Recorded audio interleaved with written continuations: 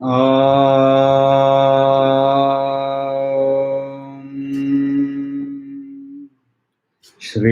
गुरु गणेशाभ्यां नमः। हरिः ॐ। अथ सप्तमोऽध्यायः। फॉर्मली 7th चैप्टर को स्टार्ट कर दिया। तो पहले हम कहाँ रुके थे वहां से एक बार रिवीजन कर लेते हैं और फिर आगे वहां से चालू करेंगे। तो हमने चैप्टर 6 वर्स 47 वहां क्या देखा था? योगी नाम अपि सर्वेषां मद्गतेरांतर आत्मना श्रद्धावान भजते यो माम स मे युक्तात्मो मतः। मेरा मत ये है कि जो ये पथ फॉलो करता है, जो योगी है, जो युक्त आत्मा है, वो सबसे बेस्ट पाथ है।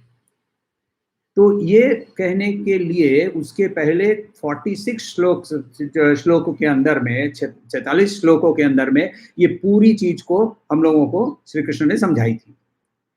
तो भगवत गीता को मैंने पहले भी 2-3 बार ये बताया है, मगर याद करने के लिए बताता हूँ कि भगवत गीता को 3 खंडों में विभाजित किया जाता है। पहली चीज याद रखना है, ये जो खंडों में विभाजित करना, चैप्टरों में विभाजित करना, ये श्री कृष्ण ने नहीं किया है, ना तो अर्जुन ने किया है, क्योंकि अर्जुन और श्री कृष्ण के अंदर में ये पूरे एक डायलॉग थी। ये डायलॉग की भूमिका संजय ने की और धृतराष्ट्र ने एक सवाल किया और उसके बेसिस पे संजय ने भूमिका की और उसके बाद संजय ने जो रिपोर्टिंग किया, ये पूरी बाकी चीज जो है वो अर्जुन और श्री कृष्ण के वार्तालाप है।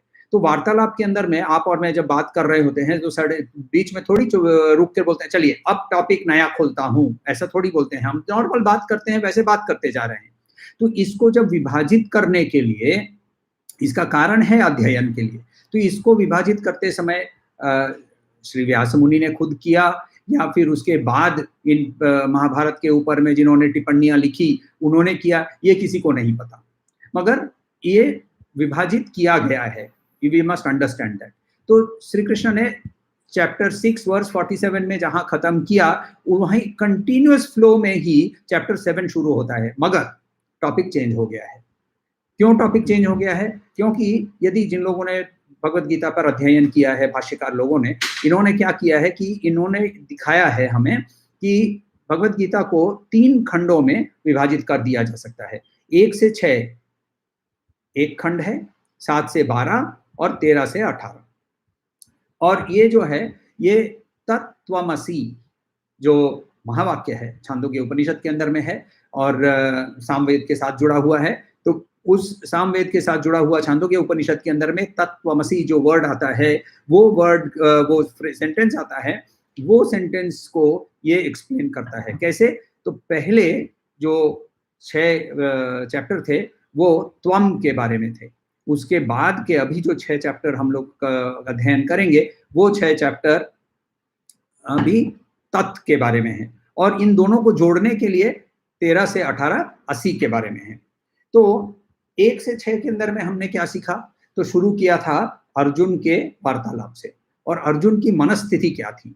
अर्जुन की मनस्थिति थी कंप्लीट कंफ्यूजन। ऑल्दो हम लोग उसको विषाद योग बोलते हैं, विषाद का मतलब होता है दुख या तो, मगर एक्चुअली आप यदि अध्ययन करें भगवत गीता को तो वहां उसको दुख से ज्यादा कंफ्यूजन ज्यादा था, और वो कंफ्यूजन का हल खोजते हुए वो श्री कृष्ण को बोलता है कि मुझे सिखाओ, मुझे इस कंफ्यूजन से दूर करो।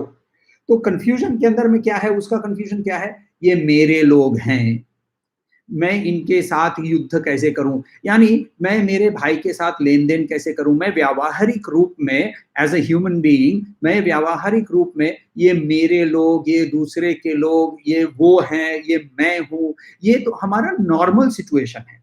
और इस युद्ध का कारण ही क्या? युद्ध यानी जीवन। What is the purpose of this life, what is the purpose of this war? इससे मैं उनको हरा के कुछ जीतूंगा या फिर वो मुझे हरा देंगे? ये इस प्रोसेस की जरूरत क्या है? तो इस कंफ्यूजन के अवस्था में जब वो खड़ा होकर गांडीव को फेंक देता है, बैठ जाता है। तो श्री कृष्ण उसको क्या कह रहे हैं?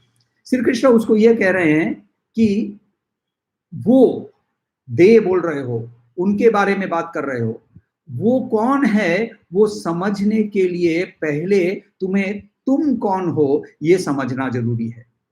और इसीलिए पहले 6 चैप्टरों के अंदर में त्वम यानी दैट दाउ आर्ट, तत्त्वम असि, तुम कौन हो, इसकी पूरी डिटेल वर्णना श्री कृष्ण ने अर्जुन के लिए की। अर्जुन यानी हमारे सबके लिए, अर्जुन रूपी मनुष्य के लिए परमात्मा ने हमें समझाया। तो वहां चैप्टर 2 के अंदर में ही वो क्या बोलते हैं, न त्वेवाहम जातु नासम न त्वम नेमे जनाधिपा न चैव न भविष्याम सर्वे वयमत्तः परम। ऐसा कोई समय ही नहीं था जब मैं नहीं था और ना तुम नहीं थे, और ना तो ये राजा जनाधिपा, ऐसे ये राजन जो लोग यहाँ खड़े हैं, इनमें से कोई भी ऐसा नहीं है जो पहले नहीं था और आगे चलकर नहीं होगा। तो फ्यूचर में भी हम रहेंगे और पास्ट में भी हम रहेंगे। ये उसके लिए, अर्जुन के लिए समझ के कंप्लीटली बाहर है। तो अर्जुन की उस समय की जो स्टैंड पॉइंट है, मेंटल स्टैंड पॉइंट जो है, अर्जुन की उस समय की stand point completely limited by body mind intellect identification है। बॉडी माइंड इंटेलेक्ट आइडेंटिफिकेशन में जब होता है तब क्या होता है, मी माइन, आई मेरा, मैं मेरा, मैं मेरा। तो इस जो उसके बंधन है, इसके कारण क्या है, हम लाइफ को भी इसी के माध्यम से देखते हैं।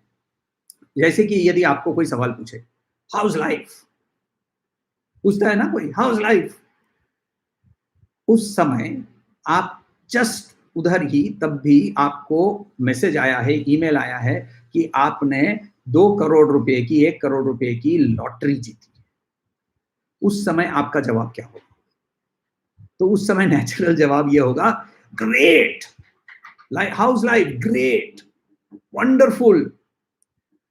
शाम को टेस्ट रिजल्ट आता है और पता चलता है डिटेक्टेड लिखा हुआ है रिपोर्ट के ऊपर, पॉजिटिव। तो ऐसे हम लोगों को बोलते हैं ना कि बी पॉजिटिव, तो आजकल ये बोलना पड़ता है कि बी नेगेटिव। तो बी पॉजिटिव यानी उसकी कोविड पॉजिटिव रिपोर्ट आई। अब उसको पूछिए house life, what do you mean house life, मुझे कोविड हो गया है। देखिए सवाल सेम है, व्यक्ति सेम है, बाहरी पूरी दुनिया सेम है, उसकी जनरल परिस्थिति, और वो हाउ इज लाइफ पूछ रहा है, हाउ आर यू नहीं पूछा है, और वो उसको जनरलाइज करके आंसर दे रहा है। हम सब ऐसे ही करते हैं। क्यों? क्योंकि हमारी आइडेंटिफिकेशन बॉडी माइंड इंटेलेक्ट से सीमित हो चुकी है।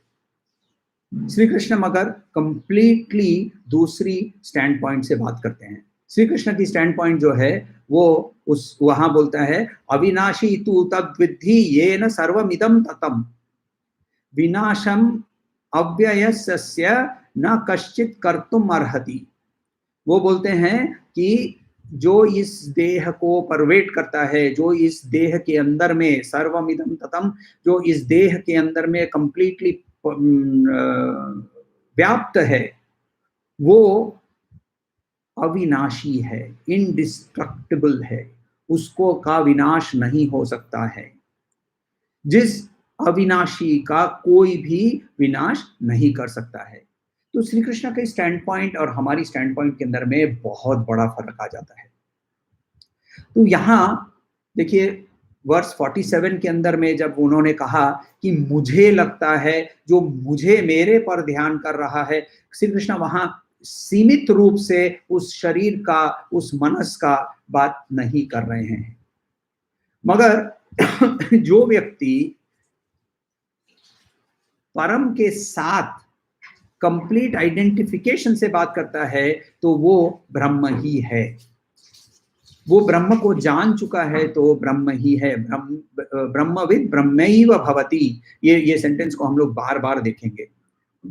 तो ब्रह्मविद ब्रह्मैव भवति, वो ब्रह्म के रूप से वहां खड़े होकर बात कर रहे हैं। ब्रह्मन कैसे बात कर सकता है, ब्रह्मन के उसको समझाने के लिए हमें आगे चल के श्री कृष्ण बहुत कुछ समझाने वाले हैं। तो देखिए ये इस पोजीशन से, जहां ये अविनाशी वाला श्लोक उन्होंने बताया, उस पोजीशन से धीरे धीरे धीरे धीरे 6 चैप्टर्स के माध्यम से उन्होंने पूरी प्रोसेस को धीरे धीरे खोला। जैसे वो कमल की फूल जैसे धीरे धीरे सूर्य की किरण लगने पर एक एक एक एक करके पंखुड़ियां खुलती है, वैसे करके एक एक एक एक एक एक करके कर्म योग से शुरू करके कर्म संन्यास से लेकर ज्ञान तक से लेकर ध्यान तक पूरी जर्नी उन्होंने बहुत धीरे धीरे लाइन बाय लाइन समझाने की कोशिश की, और आशा कर रहे थे वो कि हम समझ गए। तो देखिए एक चीज बहुत इंपॉर्टेंट है समझना कि ये एक डायलॉग चल रहा है, और इस डायलॉग को समझने के लिए उन्होंने बाद में क्या बताया just because the dialogue has happened in the past, उसको हम जंप नहीं कर सकते हैं। इस डायलॉग में यदि चैप्टर 15 के कुछ श्लोक को, और चैप्टर 15 का स्पेसिफिक मेंशन इसीलिए कर रहा हूं कि चैप्टर 15 को पुरुषोत्तम योग कहा जाता है, या भी अधिक मास या मल मास चलता है। वैष्णव पद्धति में इस महीने को पुरुषोत्तम का महीना कहते हैं, तो इस महीने में 15 चैप्टर की अध्ययन लोग करते हैं। अध्ययन करना जरूरी है, पठन नहीं। मैं बार बार ये चीज बोल चुका हूं कि पठन इंपॉर्टेंट है समझने के लिए बहुत बेस लेवल पे। हमें एक्चुअली श्रवण मनन निधिध्यासन के पद पे यदि चलना है तो हमें सुन के उसके बारे में हमें अध्ययन करना बहुत जरूरी है। तो उन्होंने प्रोसेस हमें शुरू किया। पहले हम क्या होते हैं, हम एक्चुअली कल मैं बार बार बोलता हूं कि जिंदगी में कोइंसिडेंस होता नहीं है। तो देखिए आज से चैप्टर 7 की अध्ययन शुरू करने वाले थे, और कल ही किसी मेरे एक मित्र ने चैप्टर 7 के बारे में किसी ब्लॉग वाले ने कुछ लिखा है, वो मुझे भेजा। अति सुंदर लिखा है उसने उसमें कि हमारी सबकी जो जर्नी होती है ना, वो चारवाक के रूप से होती है। खाओ पियो मौज करो, तो ऋणम कृत्वा घृतम पिबेत यावत जीवेत सुखम जीवेत। तो ये खाओ पियो मौज करो, लोन लो, फिर मर जाओ, कौन देखने वाला है। तो ये इधर से हम शुरू करते हैं, जर्नी वहां से शुरू होकर कर्मी बन जाते हैं। कर्मी बनने का मतलब होता है कि मन लगाकर कर्म करते हैं, धन एकत्रित करने की कोशिश करते हैं, पुरुषार्थ के पीछे दौड़ने लगते हैं। कर्मी से फिर कर्म योगी बनने लगते हैं, कर्म योगी से साधक बनते हैं। साधक का मतलब होता है पहले लेवल के साधक जो है वो रिचुअल्स में फंस जाते हैं। 90% लोग वहां तक जाकर ही रुक जाते हैं, ट्रांजैक्शनल हो जाता है। तो एक्चुअली जब गुरुदेव के साथ सीखने की का मौका मिला था, तो वो बार बार बोलते हैं हर श्लोक के साथ फलश्रुति होती है।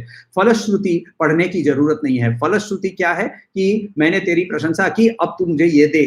फलश्रुति पढ़ने की जरूरत नहीं है। प्रशंसा करना बहुत इंपॉर्टेंट है। क्यों? क्योंकि वो प्रशंसा के अंदर में आइडेंटिफिकेशन विद दैट डिवाइन की जरूरत है। तो इसीलिए ये जो प्रोसेस है, ये इस प्रोसेस के अंदर में हमारी जो धीरे धीरे अनफोल्डिंग हो रही है, इस अनफोल्डिंग को फॉलो करना इंपॉर्टेंट है, जंप करने की जरूरत नहीं है। अच्छा नहीं, मगर उन्होंने 15 चैप्टर में दूसरा कुछ बताया था, 17 चैप्टर में दूसरा कुछ बताया है। 17 chapter for that matter, chapter 6 के वर्स 47 को समझने के लिए पहले के 46 श्लोक यदि हम नहीं समझे हैं तो 47 वाला समझ में नहीं आएगा। क्यों? वो योगी को सबसे बेहतर बताते हैं।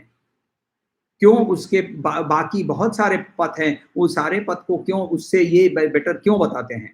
तो ये समझने के लिए बाकी पूरी डायलॉग समझना जरूरी है, क्योंकि चैप्टर 6 के अंदर में ही वो क्या बोल रहे हैं कि जब हम ध्यान की बात करने लगे, तो जब ध्यान में जब अपने आप को हमने बॉडी माइंड इंटेलेक्ट आइडेंटिफिकेशन छोड़कर हम अपने आप को पहली बार देखते हैं, तो क्या बोलते हैं? यत्रो परमते चित्तम निरुद्धम योग सेवया यत्र चैवात्मनात्मनाम पश्यन् आत्मनि तुष्यति। आत्मन को देखकर आत्मन ही संतुष्ट हो जाता है। तो ये है पहला दर्शन, राइट? मुंह देखने का जो रस्म होता है, ये इस पॉइंट पे हुआ है। मगर यदि इस स्टेट पे साधक को ये सिर्फ मुंह दिखाई हुई है, उसको ये अनुभूति नहीं है इस अवस्था में वो कंटिन्यूअसली कैसे रह सकता है, पहला। और दूसरा कि ये जो मेरे अंदर में अनुभूति हुई है, यही अनुभूति व्यापक रूप से सर्वम खलविदम ब्रह्म कैसे हो सकती है। तो ये उसके लिए अभी भी संभव नहीं है। इतना एक्चुअली भगवान शंकराचार्य भी इसके लिए एक समझाने के लिए दृग्दृश्य विवेक करके एक किताब है, उसके अंदर में वो बोलते हैं अस्ति भाति प्रियम रूपम नामम चेतस्य पंचकम। तो किसी भी चीज के 5 चीज से आइडेंटिफाई होता है। 1, इट एग्जिस्ट्स, अस्ति। 2, भाति यानी it is aware, it can be recognised, it recognises itself. प्रियम, it is beloved. Rupam, it has a form, and 5th, it has a name. ये 5 से इन्हें पहचाना जाता है। अब इसके अंदर में उनका डेफिनेशन देखिए, बहुत सुंदर है ये। आद्यत्रयम ब्रह्म रूपम, ये 3 जो है पहले, आद्यत्रयम पहले 3 जो है, अस्ति भाति प्रियम, ये पहली 3 जो है वो ब्रह्म का नेचर है। जगत रूपम ततोद्वयम, बाकी 2 जो है वो जगत के पार्ट है। जगत वर्ड मैंने पहले भी शायद बताया है। जगत द वर्ड मीन्स जो मूव करता है, जो चलता है, जो बदलता है। Form, and form determines name. Form determines name. देखिए आप अभी मैं कुछ लकड़ी से बनी हुई चीज के ऊपर बैठा हूं, उसका नाम है चेयर। उसी लकड़ी से बनी हुई चीज के ऊपर मैंने लैपटॉप को रखा है, उसका नाम है टेबल। तो जैसे फॉर्म चेंज हो जाता है, उसका नाम भी चेंज हो जाता है। ये कंटिन्यूअसली बदलते जाता है। तो इसीलिए अस्ति भाति प्रियम तो को समझते हैं। इट एग्जिस्ट्स, टेबल एग्जिस्ट करता है, मैं एग्जिस्ट करता हूं, इस दुनिया में सब कुछ एग्जिस्ट करता है। Existence is common to everything. भाति, इट इज अवेयर। तो उसके अंदर में कॉन्शियसनेस यदि है तो वो अपने आप को आई सेंस उसके अंदर में होता है, और उसके अंदर में आनंद इनहेरेंट है। तो पहले 3 जो है इसको हम लोग इक्वेट कर सकते हैं, अस्ति को सत के साथ, भाति को चित्त के साथ, और प्रियम को आनंद के साथ। तो सच्चिदानंद जो है वो ब्रह्म का स्वरूप है। ये समझने के लिए ये भगवान शंकराचार्य ने दृग्दृश्य विवेक के अंदर में इसको बहुत विस्तारित रूप से समझाने की कोशिश की। उसके अंदर में वो ये श्लोक के अंदर में समझाते हैं। तो ये जो कनेक्ट करना है, मैं अपने आप को पहचानने की कोशिश कर रहा था, मैंने अपने आप को पहचाना यदि, तो वो कौन है उसको पहचानने के लिए दे, अभी तक मैं आई बता रहा था, अब वो कौन है, दे कौन है, इसको कनेक्ट करने के लिए पहले मुझे अब दे को भी समझना पड़ेगा, यानी तत् को भी समझना पड़ेगा। तो त्वम मेरा रियल सेल्फ, तत् यानी यूनिवर्सल कॉन्शियसनेस, ये दोनों को जोड़ने के लिए दोनों को समझना जरूरी है। यदि सुई को धागे को सुई के अंदर में डालना है तो मुझे धागा समझना जरूरी है, धागा को पकड़ना जरूरी है, धागा की एंड कहाँ है वो समझना जरूरी है। वैसे ही सुई के अंदर में छेद कहाँ है वो भी समझना जरूरी है। यदि दोनों नहीं समझूंगा, दोनों में से एक को ही समझ पाऊंगा, तो ये बाई चांस हो जाए तो हो सकता है, मगर नेचुरली नहीं होगा, नेचुरली नहीं होगा। तो दोनों को समझने के लिए चैप्टर 6 ने मुझे त्वम तक समझा दिया। अब वो तत् समझाने के लिए चैप्टर 7 से श्री कृष्ण शुरू करने वाले हैं। तो ये तत्व जो है, ये ब्रह्मन जो है, ये इतना अनडिफाइनेबल है कि भगवान शंकराचार्य जैसे भी महान व्यक्ति भी इसको डिफाइन करते समय, और फॉर दैट मैटर पूरे उपनिषद में महान ऋषि जो हैं, ये सारे ऋषि, याज्ञवल्क्य है, वशिष्ठ हैं, ये सारे ऋषि हैं, ये ऋषि भी उसको that, this, it, Brahman is a neuter gender word which means nothing else. तो it means ब्रह्मन means जो बड़ा हो गया, जिस बृह to expand, that which is expanded. तो ऐसे सारे उपाधियों से उसको समझाने की कोशिश करते हैं।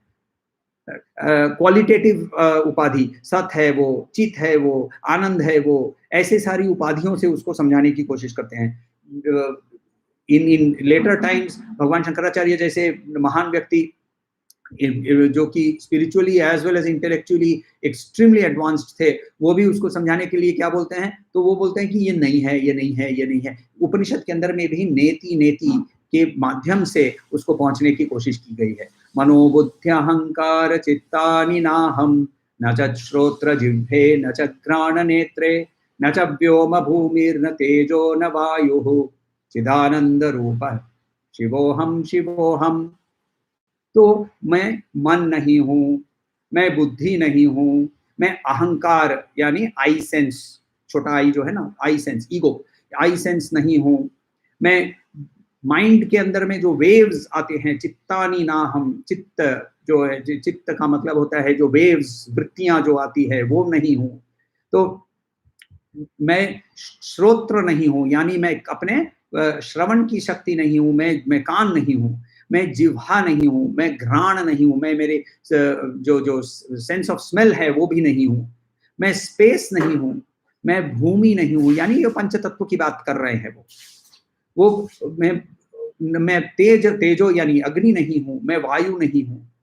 देखिए इसके अंदर में जल उन्होंने छोड़ दिया, वो पोएटिक है, वो बाय डिफॉल्ट छोड़ दिया उन्होंने। तो पहले के अंदर में उन्होंने जो हमारे सेंसेस के बारे में बात किया, श्रोत्र जिह्वा घ्राण नेत्र, इनके बारे में बात किया, त्वचा के बारे में बात नहीं किया। इसका मतलब ये नहीं कि मैं त्वचा हूँ, मैं स्किन हूँ, राइट। तो वो बाय डिफॉल्ट हमें समझना है, न च व्योम भूमिर न तेजो न वायु, मैं पंच तत्व भी नहीं हूँ, तो मैं कौन हूँ? चिदानंद रूप। चिदानंद रूप ये कोई डिस्क्रिप्शन है क्या? तो ये एक्चुअली डिस्क्राइब ना करते हुए ही आगे बढ़ सकते हैं, टू द एक्सटेंट की लास्ट श्लोक के अंदर में भी वो अहम निराकार निर्विकल्प रूपम, तो वो आई हैव नो अदर, मेरे अंदर में कोई और विकल्प नहीं है, there is no other alternative, it is very difficult to describe. इसको हम जान नहीं सकते हैं, मगर इसको हम अनुभूति कर सकते हैं। I can experience it, and this is true of any experience. मैं यदि आपको पूछूं कि गुलाब का जो गंध है, गुलाब की जो स्मेल है, इसको मुझे जरा समझाइए ना कैसा है, तो गुलाब की सेंस स्मेल को आप नहीं समझा पाएंगे ना मुझे, मगर जब आप मेरे सामने गुलाब लाकर मुझे सुंघा देंगे तो मैं ही समझ जाऊंगा। तो वैसे ही ब्रह्मन के बारे में इस समय एक कॉन्सेप्चुअल अंडरस्टैंडिंग हमारे अंदर में हो सकती है, मगर ये एक्सपीरियंशियल ट्रूथ हमारे लिए नहीं है। एक्सपीरियंशियल ट्रूथ किस चीज का? ये क्या कि एक्चुअली फॉर दैट मैटर कुछ लोग कुछ भाष्यकार ने यहाँ कहा है कि श्री कृष्ण यहाँ वसुधैव कुटुंबकम की बात कर रहे हैं। नहीं, वसुधैव कुटुंबकम is a very small, very narrow definition. Family, ये फैमिली नहीं है यहाँ मैं ही हूँ। There is no question of family. देखिए फैमिली के अंदर में झगड़ा नहीं होता है क्या? वसुधैव कुटुंबकम, सब मेरे फैमिली है, तो फैमिली के अंदर में भी झगड़ा होता है, डिवोर्स होते हैं, बेटे और पिता अलग हो जाते हैं, भाई अलग हो जाते हैं। तो ये कुटुंब नहीं है, फैमिली नहीं है, मैं ही हूं। आपके अंदर में जो हो रहा है वो मेरे अंदर में भी वही हो रहा है, तो एसेंस हमारा और आपका दोनों सेम है। ये अनुभूति की ओर श्री कृष्ण हमें ले जा रहे हैं। तो मैं कौन हूं? मैं शरीर नहीं हूं, मैं मन नहीं हूं, मैं बुद्धि नहीं हूं, इतना तक तो हमें वो ले गए थे, मगर वो जो है वो भी मन नहीं है, बुद्धि नहीं है, शरीर नहीं है, और वो भी जो है वो ही मैं ही हूं। ये समझाने के लिए चैप्टर 7 से वो शुरू करने वाले हैं। तो एक्चुअली फॉर दैट मैटर ज्ञान जो है, अभी तक उन्होंने हमें ये इसके बारे में ज्ञान दिया है। ज्ञान का मतलब होता है नॉलेज, मगर ये नॉलेज जो है उसको हम लोग परोक्ष ज्ञान कहते हैं। परोक्ष ज्ञान का मतलब होता है कि दूसरे का, थर्ड पार्टी के माध्यम से हमें समझ में आया है। थर्ड पार्टी के माध्यम से जब हमें समझ में आता है तो इसे हम परोक्ष ज्ञान कहते हैं। जब उसको मैं खुद एक्सपीरियंस कर सकता हूं, एक्सपीरियंस करने के लिए क्या करना पड़ेगा? एक्सपीरियंस करने के लिए मुझे प्रैक्टिस करनी पड़ेगी, और पिछले 1 महीने से हम लोग कोशिश कर रहे हैं प्रैक्टिस करने की। और एटलीस्ट कुछ लोगों के बारे में तो बता सकता हूं कि कुछ लोगों ने प्रैक्टिस की है, मैंने भी कोशिश की है प्रैक्टिस करने की। बिना प्रैक्टिस के एक्सपीरियंस नहीं होने वाला है। तो ये एक्सपीरियंस किया तब जाकर वो मेरे लिए मेरा ज्ञान हो जाता है। आई ओन दैट नॉलेज। थियोरेटिकली मैं एटम बॉम्ब बनाने के लिए सारी किताब, अभी आप गूगल कर लीजिए, आपको गूगल के अंदर में भी आपको सारी एटम बॉम्ब कैसे बनाया जाता है इसकी थियोरी आपको मिल जाएगी। जब तक उसको आप खुद यूरेनियम 235 लाकर साइक्लोट्रॉन में नहीं डालेंगे तब तक वो ज्ञान आपका नहीं बन सकता। तो ये जब आपका ज्ञान बन जाता है तब उसे हम विज्ञान कहते हैं, विशेष ज्ञान, विशेष ज्ञान, विज्ञान बन जाता है। तो ज्ञान और विज्ञान दोनों इस प्रोसेस के अंदर में श्री कृष्ण हमें इस चैप्टर के अंदर में हमें पहले थियोरेटिकल नॉलेज और उस थियोरेटिकल नॉलेज को प्रैक्टिकल कैसे किया जाएगा वो समझाने के लिए वो भी तरीका हमें बताएंगे। और इसीलिए उसका, इस चैप्टर का ही नाम ज्ञान विज्ञान योग बताया गया है। इसके अंदर में दोनों process, knowledge as well as wisdom. Knowledge जो है उसको हम ज्ञान कह सकते हैं, और यदि हिंदी में अनुवाद करें तो विजडम का मतलब होता है बुद्धिमता। तो बुद्धिमता, ज्ञानी, जो ज्ञान जिसके पास बहुत है, उसमें स्पिरिचुअल सेंस में ज्ञानी नहीं कह रहा हूं, जिसके पास बहुत बुक नॉलेज है वो he may not be wise, he may not be wise. मगर जिसको उसकी प्रैक्टिकल एप्लीकेशन, जिसको उसको प्रैक्टिस करके उसने अपने आप के लिए उसे अपना लिया हो, उसको हम विज्ञानी कहते हैं। मगर इसके लिए हमारे अंदर वो जिज्ञासा, वो मुमुक्षत्व होना जरूरी है। श्री कृष्ण कहते हैं, खुद कहते हैं वो, यथेधांसी समिद्धोग्निर भस्म सात् कुरुते अर्जुन, ज्ञानाग्नि सर्वकर्माणि भस्मसात् कुरुते तथा। जैसे समित को अग्नि जला देती है, चैप्टर 4 में हम लोगों ने ये देखा था, जैसे अग्नि समित को जला देती है। क्यों जला देती है? क्योंकि समित के अंदर में ही अग्नि छुपी हुई है। अग्नि तत्व समित के अंदर में, फायरवुड के अंदर में अग्नि तत्व है। बाहरी अग्नि तत्व उसे जस्ट टच कर सकता है, टच करते ही वो जलने लगता है।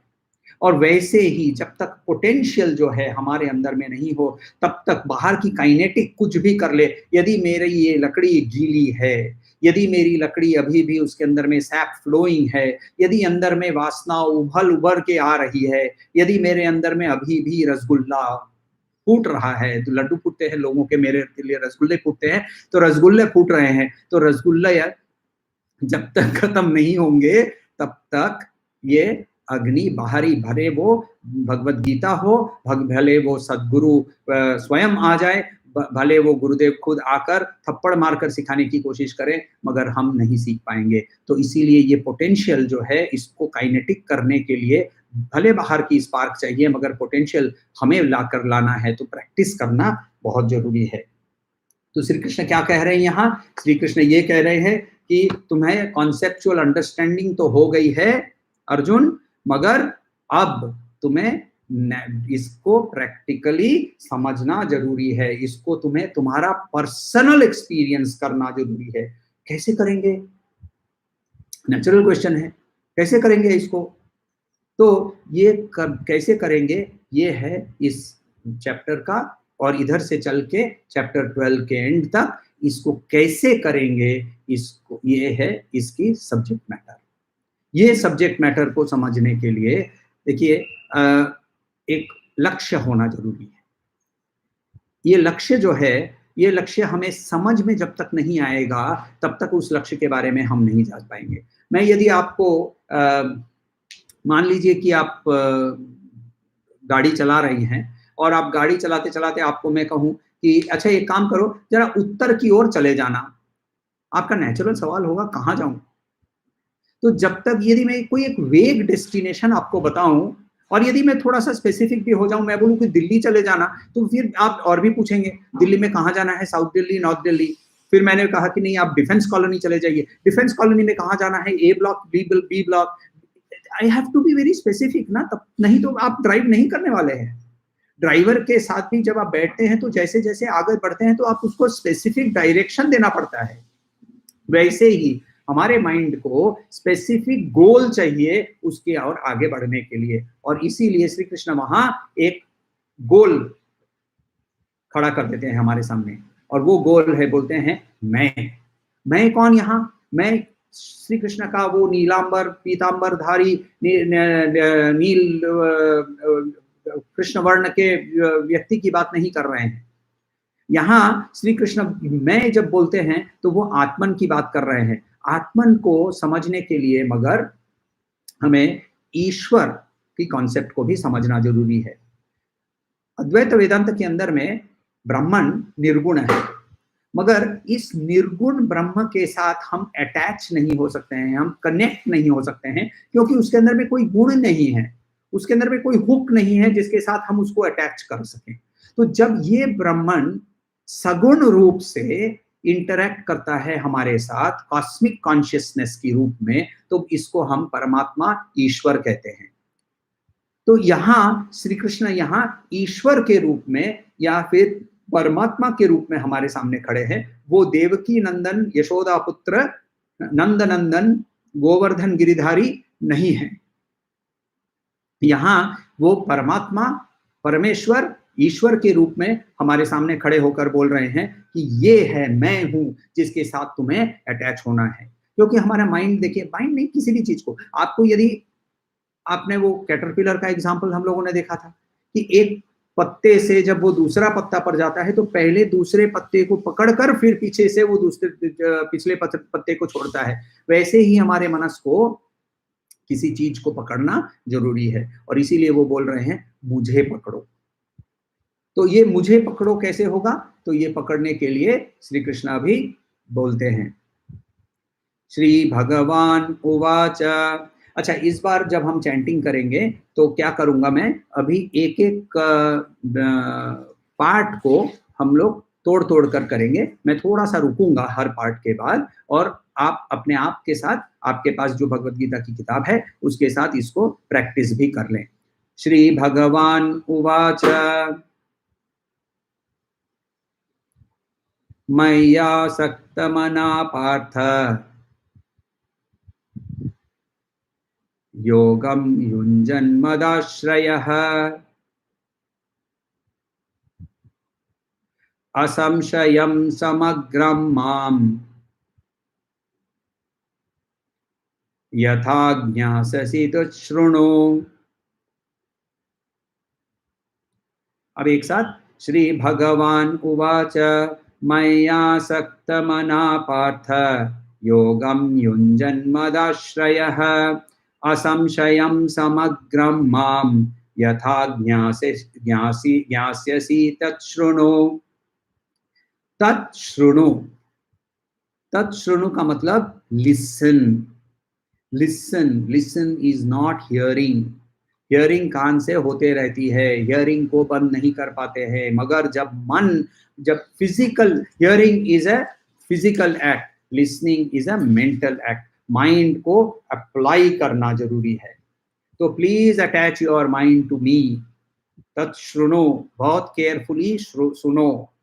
सुनने को बोल रहे हैं। कम्युनिकेशन स्किल्स का पहला चैप्टर के अंदर में, पहली चीज के अंदर में ये बताया जाता है कि सुनना सीखना पड़ता है। हम सुनते नहीं, हम कान से श्रवण जरूर कर लेते हैं मगर हम सुनते नहीं हैं। तो इसीलिए बहुत केयरफुली सुनना है, इसके लिए बता रहे हैं। तो श्री कृष्ण यहाँ बोल रहे हैं कि तुमको यदि स्पिरिचुअल ज्ञान चाहिए तो तुमको मेरे साथ अटैच होना जरूरी है। मैं तुम्हारा लक्ष्य हूं, मैं तुम्हारा लक्ष्य हूं। कैसे बोल रहे हैं? मैया सक्त मनाहा, तुम्हारी सारी जितनी आसक्तियां हैं उसको छोड़ दो, और तुम्हारी आसक्ति जो है वो मेरे पर उसकी आसक्ति डाल दो। मैं मेरे पर, मैं टू मी, आसक्त मनाह, आसक्त का मतलब अटैचमेंट, मन को मेरे साथ उसकी अटैचमेंट करो। पार्थ यानी अर्जुन को बोल रहे हैं। योगम यानी ज्वाइनिंग, युंजन, अच्छा श्री कृष्ण हमें प्रैक्टिस करने से कभी भी छोड़ने वाले नहीं हैं। युंजन प्रैक्टिसिंग, क्या प्रैक्टिस करना है? मद आश्रय, मेरे आश्रय में रहना। मेरे आश्रय में कौन? आत्मन के आश्रय में, continuous awareness of the self. हम लोगों ने पिछले एक महीना, ये 5 हफ्ते के अंदर में हमने प्रैक्टिस करने की कोशिश की है, जहां हम डेली एक्टिविटीज करते समय भी हम सोहम की ब्रीदिंग करने लगते हैं। तो ये जो अटैचमेंट है, ये जो ज्वाइनिंग है, इस प्रैक्टिस के बारे में श्री कृष्ण यहाँ हमें बता रहे हैं। क्या बता रहे हैं? बार बार देखिए कि बोल रहे हैं वो, मया सक्त मना पार्थ योगम युंजन मद आश्रय। युंजन वर्ड पहले भी हम लोगों ने बार बार देखा है। प्रैक्टिस करना कभी भी हमें रोक नहीं पाएंगे हम। We will have to continue to practice. असंशयम समग्रम माम, असंशयम विदाउट एनी डाउट, समग्रम कंप्लीटली, माम मैं मेरे अंदर, यथा ज्ञासी, तो यथा यानी हाउ, जैसे, ज्ञासी क्या मतलब? यू शैल नो, तुम्हें पता चलेगा, तत्शृणु इसीलिए तुम सुनो, इसीलिए तुम सुनो। तो मेरे आसक्ति, तो श्री कृष्ण यहाँ क्या बोल रहे हैं कि हे अर्जुन सुनो, तुम्हारा मन मेरे पर कंप्लीटली अटैच करके और कंप्लीटली मेरे पर सरेंडर करके, आश्रय, मेरे आश्रय में, तो तुम मुझे पूरी तरह से जान सकोगे, बिना किसी संशय के, बिना किसी संशय के। अब देखिए बिना संशय क्या है? संशय इज अ डाउट। ये कब होता है? जब हम बुद्धि के लेवल से ऑपरेट करते हैं। बुद्धि से जब हम आगे बढ़ने की कोशिश करते हैं, यानी शरीर है, उसके बाद मन है, उसके बाद बुद्धि है, बुद्धि से भी जब हम आगे बढ़ते हैं, तो हम जब आगे बढ़ने की कोशिश करते हैं तो यहाँ हमें डाउट आकर खाने लगता है। ये डाउट क्यों आता है? क्योंकि ये हमारा पर्सनल एक्सपीरियंस नहीं होता है। पर्सनल एक्सपीरियंस को लाने के लिए क्या करना पड़ता है? तो वहां हमें 3 तरह के प्रमाणों की बात हम लोगों ने पहले भी देखी है।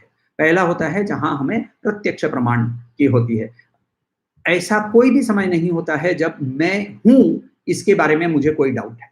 अस्ति, मैं हूं, इसकी कोई डाउट नहीं होती है। इसके बारे में मुझे कोई प्रमाण की जरूरत नहीं पड़ती है, क्योंकि ये मेरे लिए प्रत्यक्ष है। मगर कभी कभी हमें आप्त प्रमाण की भी जरूरत पड़ती है। कैसे?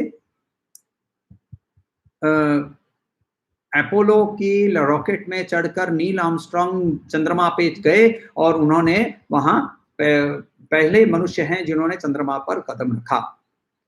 आपने देखा, आपको अनुभूति हुई, तो क्यों हम मान लेते हैं? क्योंकि ये हमें या तो शास्त्र या फिर आप्त प्रमाण से मिला है। तो वैसे ही यहाँ कुछ चीज हमें एक्सेप्ट करनी पड़ती है जहां वो आप्त प्रमाण है। तो यहाँ सबसे आप्त कौन है, सबसे प्रिय कौन है? मैं, मेरे लिए मैं ही हूं। तो मेरे लिए मैं हूं, और मैं कौन हूं? श्री कृष्ण है। श्री कृष्ण ने पहले भी बताया है, मैं जो हूं और तुम जो हो हे अर्जुन, दोनों के अंदर में कोई फर्क नहीं है। तो इसीलिए श्री कृष्ण जब बोल रहे हैं कि तुम्हें कोई संशय भी नहीं रहेगा, ये हमें मानना या जानना, समझना जरूरी है। मुझे आश्रय, आश्रय का मतलब होता है सपोर्ट, सरेंडर एक मतलब होता है, आश्रय का दूसरा मतलब होता है सपोर्ट लेकर। जब हम बोलते हैं कि मैं तुम्हारे आश्रय से आगे चल रहा हूं, तो आश्रय यहाँ सपोर्ट होता है, राइट? बुढ़ापे में क्या आश्रय क्या है? लाठी है। आश्रय यहाँ सपोर्ट का मतलब होता है। तो तुम आत्मन का सपोर्ट लेकर जब हम आगे बढ़ने की कोशिश करते हैं, तो तुम आत्मन को जान सकते हो, ये श्री कृष्ण कह रहे हैं। देखिए, जानने के लिए दूसरे के वचन जरूरी है, मगर उन वचनों से हम उसे समझ नहीं पाएंगे। उपनिषद के अंदर में न नरेण वरेण प्रोक्त एष सुविज्ञो बहुधा चिंत्यमानः, बोल रहे हैं। क्या बोल रहे हैं कि दूसरे व्यक्ति के भाषण से न नरेण वरेण प्रोक्त, न नरेण आवरे, तो नॉर्मल ह्यूमन बीइंग के वचन से, ऑर्डिनरी लोगों के वचन से, ना नरेण आवरेण प्रोक्त, जो इसको आवरण किया जा सकता है वैसा नहीं, जो नॉन आवरण वाला है, जो आवरण युक्त नहीं है, ऐसा व्यक्ति जब भाषण देता है, एष सौविज्ञो बहुधा चिंत्या मनः, तो ये जो चीज है ये बहुत तरह से भी जान सकते हैं, बहुत इसके बहुत रूप हैं, इसीलिए किसी ऑर्डिनरी व्यक्ति के भाषण से इसको तुम नहीं जान पाओगे। तो इसको जानने के लिए हमें क्या करना पड़ेगा? तो इसको जानने के लिए ही हमें और श्रवण करने के बाद मनन और निधिध्यासन करना पड़ेगा।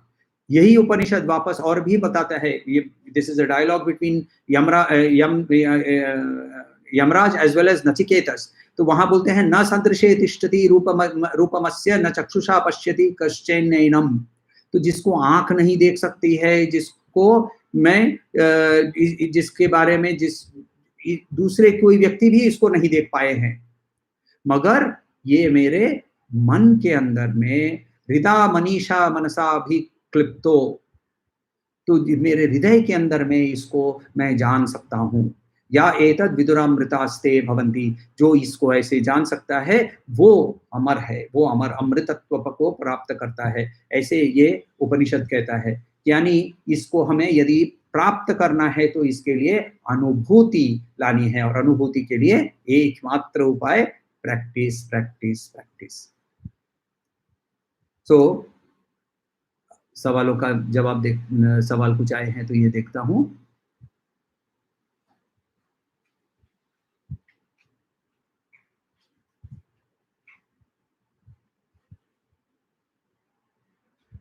पहला सवाल ये है कि मैं देश के लिए काम करूं या मैं अपने लिए काम करूं, या फिर मैं धन आयोजन करने के धन प्राप्ति के लिए मैं अमेरिका चले जाऊं।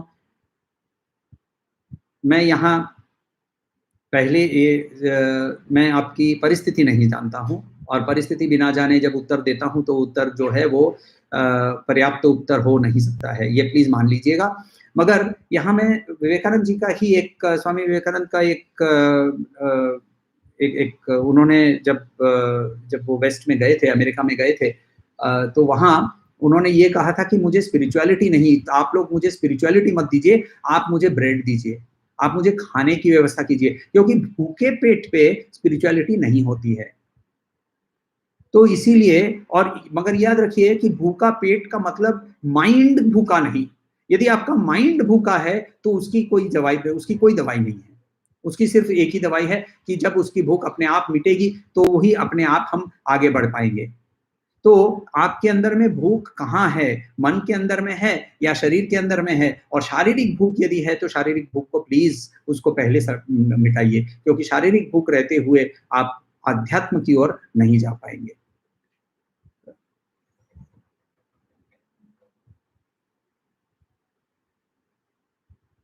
दूसरा ये सवाल नहीं है, किसी का कुछ उत्तर है किसी चीज के बारे में। मेरे सिंपल सी इसके बारे में उसी सवाल के बारे में शायद है, तो इसके बारे में मैं आपको सिर्फ एक उपाय उत्तर ये दूंगा कि स्वामी जी की जो सारी टिप्पणियां हैं, उनके जो लेख हैं, ये लेख पढ़िए। ये स्वामी जी के लेख से आपको मार्गदर्शन जरूर होगा, और उस मार्ग पर चलने की कोशिश कीजिए, तो आई एम श्योर आपकी पर्सनल जो दुविधाएं हैं वो शायद दूर हो जाएंगी।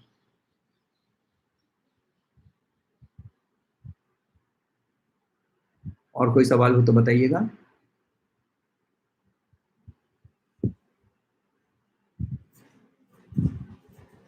तो दो तीन मेरी जो इच्छाएं हैं वो आपको प्रकट करता हूँ।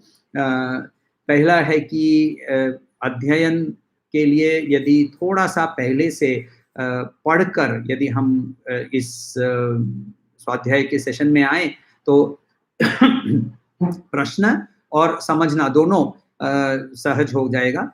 समझना भी सहज होगा और प्रश्न भी शायद क्लैरिफिकेशन के लिए बेटर क्वेश्चंस भी आ सकते हैं। तो इसीलिए मेरी रिक्वेस्ट है कि थोड़ा-सा अध्ययन करके आएँ। पिछली बार मैंने उल्लेख किया था कि स्वामी गंभीरानंद की जो किताब है, वो या तो और नहीं तो फिर गुरुदेव की जो किताब है, ये दोनों और हमने वेदांत प्रबोध की किताब की बात की है, वो भी आप यदि अध्ययन करना चालू करें, तो वो भी अच्छा होगा। थोड़ा-सा अध्ययन कर लें, हम लोग कल श्लोक नंबर 2 और 3 की अध्ययन करने की कोशिश करेंगे। समय यदि होगा तो 4 तक हम लोग जा सकेंगे। तो 2, 3 और 4 का थोड़ा-सा अध्ययन करके आएँ, तो बेटर होगा। दूसरा, हम लोग जो प्रैक्टिस कर रहे थे, उस प्रैक्टिस को बंद नहीं करना है। Please continue to do the practice. Please continue to sit in one place for 45 minutes. Please continue through the day to do Soham breathing at least 5-6 times in a day. 5-5 minute भले करें, मगर इसको जरूर करते रहें। ये मेरी बहुत डीप रिक्वेस्ट है। Please carry on this.